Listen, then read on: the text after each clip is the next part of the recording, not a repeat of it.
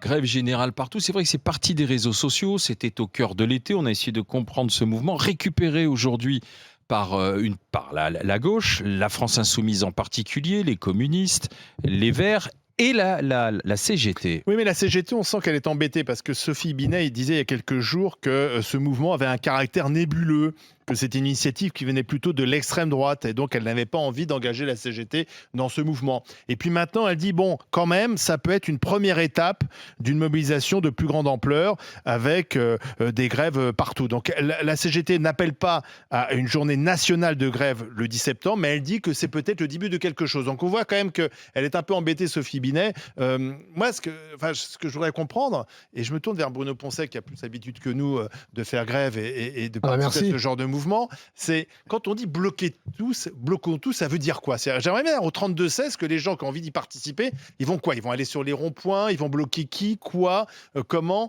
C'est parce que bloquons tous, c'est un mot d'ordre, mais derrière, il faut que concrètement, ça aboutisse sur des actions et des actions spectaculaires qui se voient. Est-ce que vous y croyez? Normalement, pour bloquer tout, depuis la grève des routiers en 80... Attends, je dis pas de conneries, je crois que c'est 96-97, où l'armée était venue les déloger en arrachant les camions.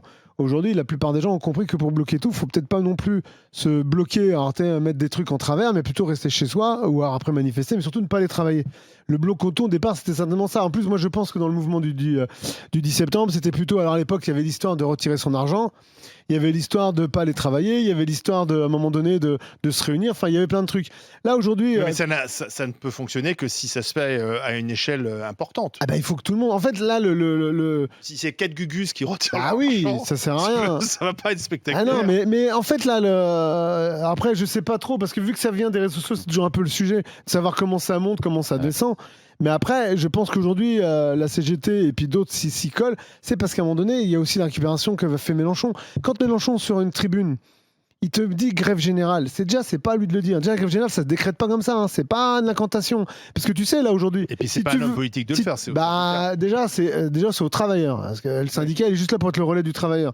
Mais là, c'est qu'à un moment donné, il faut préparer ça. Tu peux pas décréter une grève générale sur ta tribune pour faire le beau, et puis qu'arrivé au 10 septembre, t'as été voir personne dans les comités d'entreprise, t'as été voir personne pour leur dire, bon, les mecs, voilà ce que vous en sentez. Il faut sentir le pouls aussi. Là, t'as une vraie colère qui monte. Mais toi, par exemple, à la SNCF, parce que bloquons tout, on va dire bloquons les trains. Avec la SNCF, est-ce que tu sens qu'il y a un mouvement qui se met en place? Le Sud en est déjà. Bah, nous, on y est. Bon, la CGT y sera aussi, vu que... C'est une chose, parce que la base... c'est la base, en fait, qu'aujourd'hui... Aujourd'hui, la base est plus importante que les syndicats. Mais on est d'accord, mais la base, aujourd'hui, le problème, c'est que nous, SNCF, pour que tu aies ta base qui fonctionne, nous, on a un taux d'encadrement 40%. Donc déjà, ta base, elle est déjà sur 60% de salariés. Déjà, ça fait déjà un trou. Hein. Après, il y a un sujet aussi, c'est que nous, aujourd'hui, les revendications que tu entends partout, et au-delà du bloc tout, c'était surtout les problèmes de conditions de travail, et les problèmes aussi de rémunération et de train de... Quand on n'a pas de revendications, c'est toujours les conditions de travail. Ben non, mais c'est la vérité. Après, toi, tu peux penser. Bon, après, c'est pareil, ça fait longtemps que tu n'es plus chef d'entreprise. Comment ça marche. Mais en fait, il y a un vrai sujet, c'est qu'aujourd'hui, les gens, surtout, ils sont sur le coût de la vie et le fait de ne pas vivre décemment avec son salaire. Donc, en fait, ça, c'est un truc que tu entends depuis longtemps. Il y a aussi le partage des richesses, l'histoire de venir retirer 2 jours fériés et d'après d'aller d'expliquer qu'en fait, on va pas toucher aux ultra riches ni aux riches parce qu'en fait, les pauvres comprenaient bien, on n'a pas eu assez de cadeaux. Donc, en fait, les gens, aujourd'hui, il y a une certaine injustice sociale. Oui. C'est le mot qu'on entend partout, injustice sociale. Donc, aujourd'hui, là, je pense que le moment du 10 septembre, il doit être travaillé si tu veux vraiment. Il faut qu'à partir depuis quelque temps, tu y ailles. Tu y crois, toi, Emmanuel? Alors, mot d'humour en toute amitié. Chacun reconnaît le souverain pontife. Bientôt, beaucoup connaîtront le souverain poncé. Moi, je dirais pour les syndicalistes, ils devraient prendre leur sac à dos de manif et aller voir à l'étranger pour se rendre compte un peu qu'ils sont complètement hors sol. Hein, parce que ce sont des dinosaures, les syndicalistes français sont des dinosaures diplodocus qui sont souvent devenus syndicalistes pour buller dans le local syndical avec 15 cafés par jour, ça existe aussi. Et ces diplodocus du Crétacé, pour moi, ils finiront empaillés, entièrement reconstitués et animés au Muséum d'histoire naturelle. Ah, ça me ferait plaisir, moi. Et on ira visiter Poncé. Ah, bah oui. T'as bien un ancêtre que tu connais pas sur la tapisserie de Bayeux. On pourrait avoir une chez syndicaliste. Sachant qu'on ne parle pas de n'importe qui, parce qu'on connaît les maîtres du kung-fu, mais là, on a affaire aux maîtres du poncisme. Bruno Poncé, on pourrait l'empailler. Oui. Attendez que je sois mort. Attendez que je sois mort déjà, s'il vous plaît. Au Muséum d'histoire naturelle. Tu crois pas, toi? Julien, bonjour. Oui, bonjour. Bienvenue Julien. Alors, grève générale, blocage, est-ce que... Vous êtes chef d'entreprise, qu'est-ce que vous ferez vous le 10 septembre ? Eh ben moi, pour la première fois de ma vie, je vais aller manifester et je pense que je vais même faire un peu plus. Je vais fermer mon entreprise. Mais non. Aujourd'hui, on est 5 salariés. Je vais fermer. Je vais donner un jour de congé à tout le monde et on va tous aller manifester. Voilà. Alors, je tiens à préciser ce qui m'ennuie un peu, c'est aujourd'hui que les Mélenchon, la CGT et compagnie et les Poncet, voilà, rattrapent un peu le mouvement parce qu'ils vont en faire comme d'habitude. Voilà.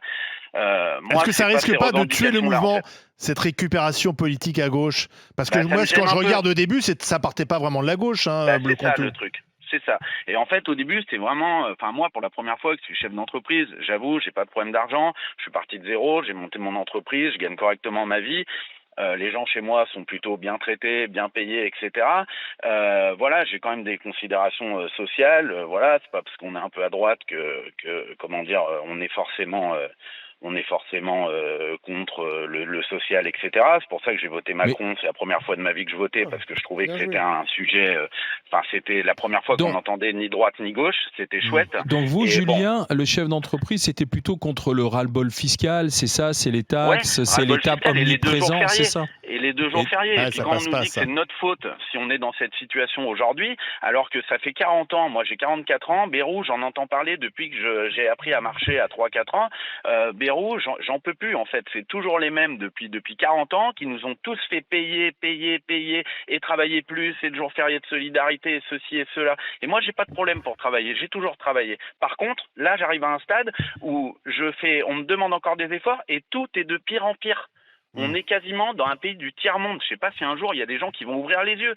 Moi, les urgences à côté de chez moi, c'est fermé. Maintenant, c'est à 50 km. Faut que j'aille à Lyon. Si je veux aller aux urgences, il n'y a plus de médecins. L'école, c'est la catastrophe. On est obligé de mettre nos gamins dans le privé. Les routes sont dans un état pitoyable. Y a rien qui va. La justice, c'est la catastrophe. Enfin, je veux dire, il n'y a plus rien qui va. Et on fait que payer et toujours plus. Et donc, c'est là qu'on se demande où va tout l'argent qui est emprunté sur les marchés et que nos créanciers, dont je rappelle qu'ils sont aujourd'hui majoritaires et créanciers étrangers, investissent dans quoi?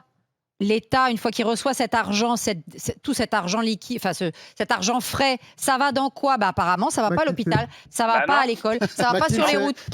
McKinsey. Oui, pour l'IA de Madame Borne. Je vais faire une petite dédicace à mon papa qui nous a quittés malheureusement il y a un mois et qui a toujours dit, je l'ai toujours entendu dire, de toute façon on est dans un pays où il y en a que pour la racaille. Et la racaille, c'est en haut et en bas, quoi. Voilà. Exactement. Et ça, Marine Le Pen et son père le disaient, et je suis pas du tout d'extrême droite, mais disaient, on est pillé par le haut et par le bas. Et nous, on est au milieu, vous, nous, parce que moi, les grandes gueules, je vous considère comme nous, quelque part. Voilà, la classe moyenne, peut-être un peu plus, mais la classe moyenne. Non, c'est pas la classe moyenne, c'est plus. Hein. Oui, mais Julien, vous voyez, les syndicats hésitent à rejoindre ce mouvement parce qu'ils estiment que lorsqu'il y a un mouvement social, il faut des revendications et pouvoir justement négocier sur des revendications. Là, quelles sont les revendications de ce mouvement Bloquons tout? Moi, mes revendications... Parce que je comprends le ras-le-bol fiscal. C'est un ras-le-bol. Je veux marquer pour la première fois de ma vie un ras-le-bol fiscal, un ras-le-bol social. Enfin voilà, c'est plus général que ce que vous parliez à l'instant. Mais en tout cas, les 2 jours fériés, c'est hors de question. C'est hors de question que je bosse 2 jours de plus par an, quoi. Julien, je remercie Julien d'avoir été dans les GG. Je vous remercie plaisir. Julien. À bientôt pour de nouvelles discussions. Bonne journée du côté de l'Isère. Merci Julien. Ce qui m'inquiète un peu par rapport à ce mouvement qui effectivement était un mouvement populaire, même si quelque chose qui démarre sur les réseaux sociaux. En ce moment, il faut se méfier parce que les ingérences étrangères... Puis grâce à Consigny, il faut se méfier quand même sur le côté populaire. Disons, qui a grâce à tes yeux, maître Dupont-Sisme?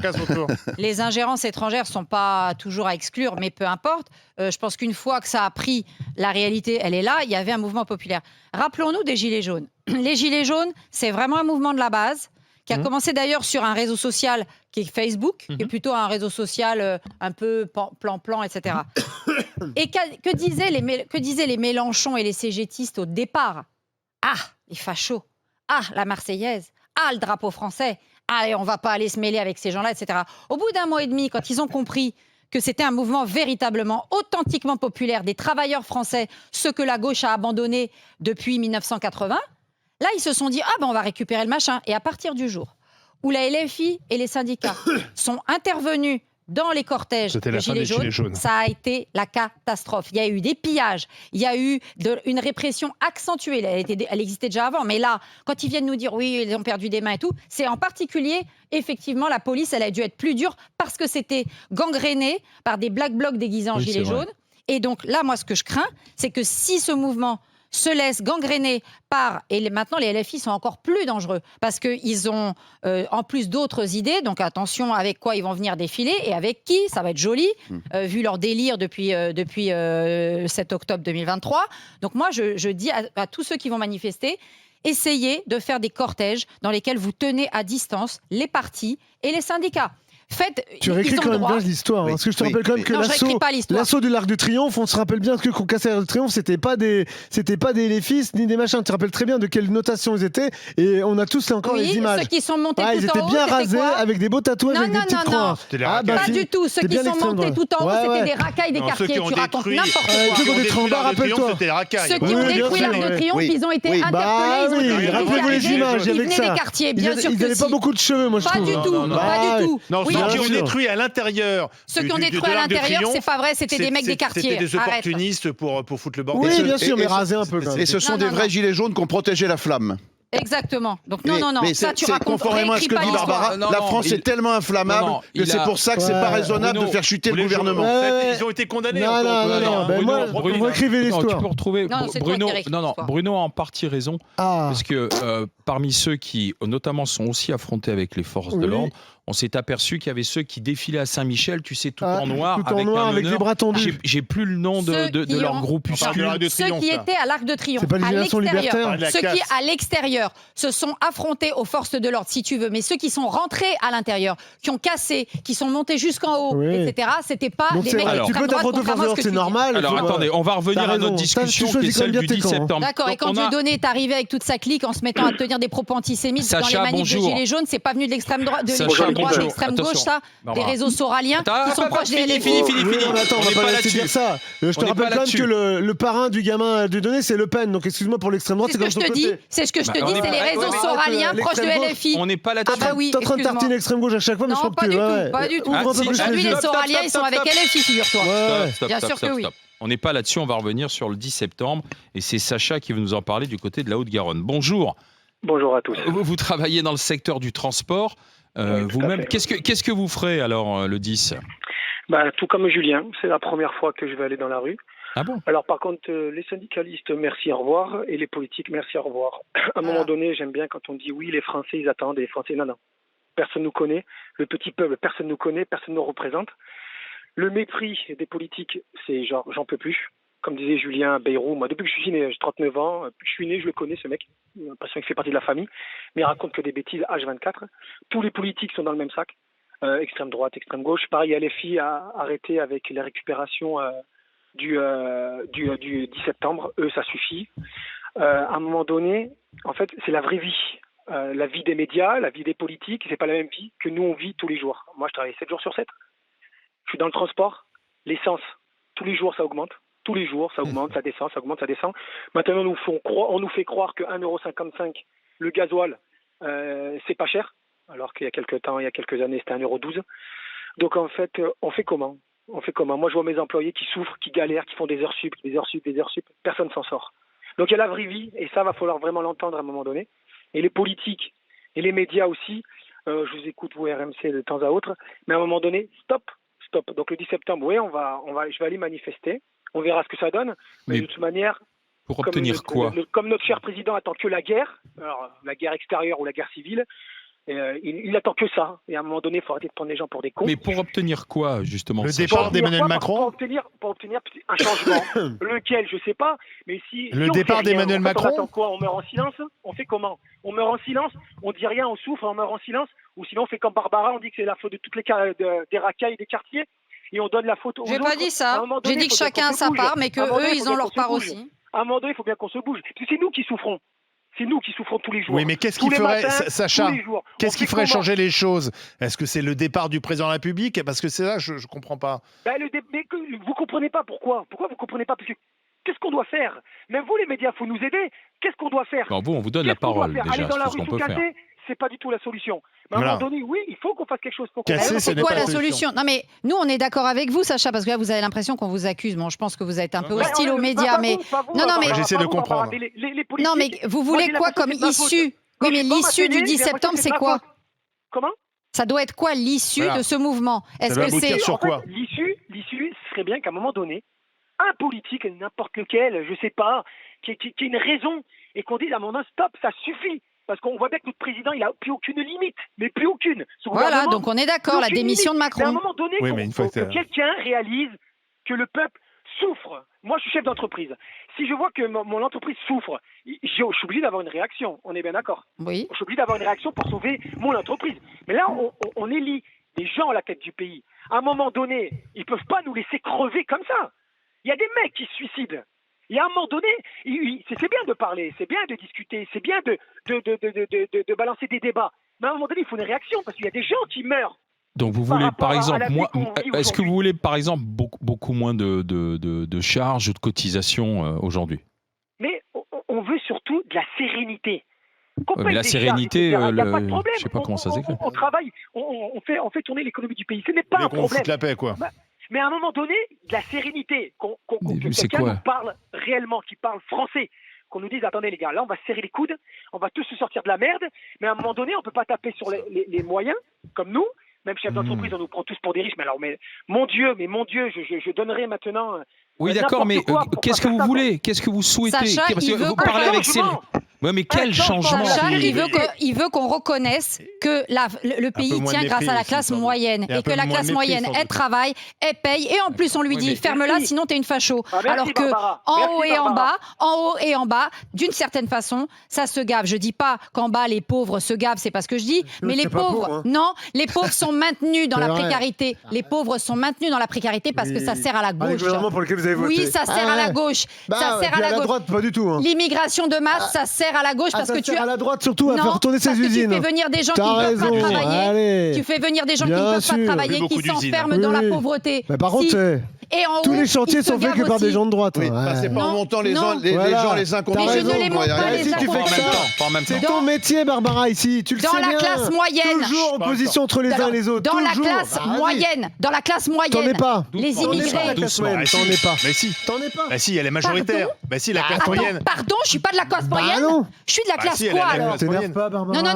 Non, j'aime pas du tout ce que tu es en train de dire. T'es pas de la classe moyenne en fait. D'accord, je suis quoi de la classe moyenne? C'est quoi mon salaire? C'est quoi mon salaire par mois? Je parle pas de ça. La classe moyenne, c'est 80% des Français. C'est quoi la classe moyenne? Je gagne 2500 balles par mois. Tu viens me dire que je suis pas la classe moyenne? Bah non, je suis seule et je suis à 2500 balles par mois. Ah non, c'est pas vrai. Moi, je plus les fiches que je fais ici et je les mets de côté pour ma fille. Donc la classe moyenne, tu remontes. Mais dis-moi, un prof de PS. Moi, j'ai un taux d'imposition à 17%. Je suis pas la classe moyenne. Un prof de PS. Je suis pas la classe moyenne, donc tu ne l'es pas non plus vu que tu fais les. Tu n'es pas de la classe moyenne et tu es quoi alors? 17% d'imposition, je suis pas de la classe moyenne. Mais tu es quoi, mon pauvre ami? Ouais, mais non, mais je suis pas de la classe moyenne, je gagne beaucoup plus. La classe moyenne, c'est des mecs qui se lèvent le matin entre 2000 et 3000 balles. Mais la classe moyenne. Bah oui. Mais on regarde les classements économiques, c'est la classe moyenne. Mais qu'est-ce que tu racontes? La classe moyenne, elle va aller de jusqu'à 10 000 peut-être par mois. 1500, 1700 euros. Mais tu dis n'importe quoi d'un point de vue économique en plus. Jusqu'à 2005, 3000. Et ensuite, donc Barbara et moi, on n'est pas dedans. Attends. Je vais terminer. Et c'est ensuite en fonction de si tu es célibataire, si tu es en couple, quel est le revenu du foyer, etc. Mais majoritairement, les Français sont dans la classe moyenne. Elle représente 80%. Mais nous, on ne peut pas dire qu'on est dans la classe moyenne. Il faut qu'on soit honnête. Soyons honnêtes, on n'est pas la classe moyenne. Moi, je suis dans la classe moyenne, je suis désolée. Et je suis dans la classe moyenne au regard des économistes, des chiffres de l'OCDE, de l'INSEE. Je suis dans la classe moyenne. 1500,